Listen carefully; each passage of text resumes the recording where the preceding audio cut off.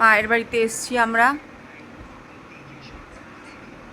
মার আজকে আমাদের বাড়িতে যাওয়ার কথা ছিল, কিন্তু মা যায়নি, তাই আমি চলে এসেছি মার সাথে। 5 মিনিটের পর মা আমার বাড়ির সামনে দোকানে গেছে। মা দোকানে গেছে, কুন্ডুর দোকানে, কিন্তু হাউস কোট করে মা আমার বাড়ির সামনে দোকানে চলে গেছে, কিন্তু হাউস কোট পরে মা আমার বাড়িতে যেতে পারবে না। বাহ, কি সুন্দর!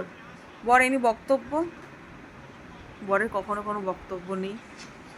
মার একটা ফোন আছে, মার সেটা সবসময় সবাইকে দেখায়, সারাক্ষণ ফোনটাকে নিয়ে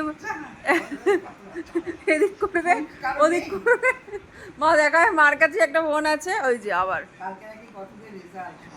বাহ রেজাল্ট। আর ওদিকে মন্টু পালাচ্ছে। মা মন্টু পালিয়ে গেল। দেখো আমাদের এটা হলো মায়ের বাড়ির ক্যাট।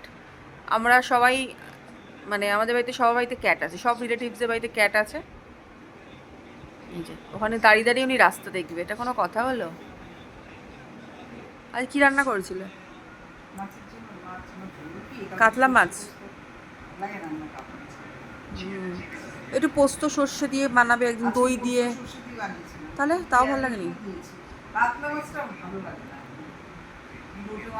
আমি আজ আর মাছ নিয়েছি, আর মাছ সর্ষে বাড়িতে রান্না করে দিয়ে যাবো। আজ একটু আর মাছ কিনলাম, আর ভেটকি মাছ কিনলাম, আর কি কিনলাম, আর মাছের মাথা কিনলাম।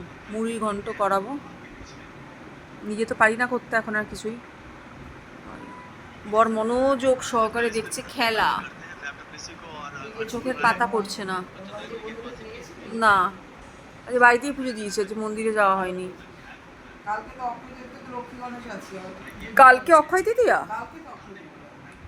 কি গো, কিছুই তো কিনলাম না, ফুল মালা মিষ্টি।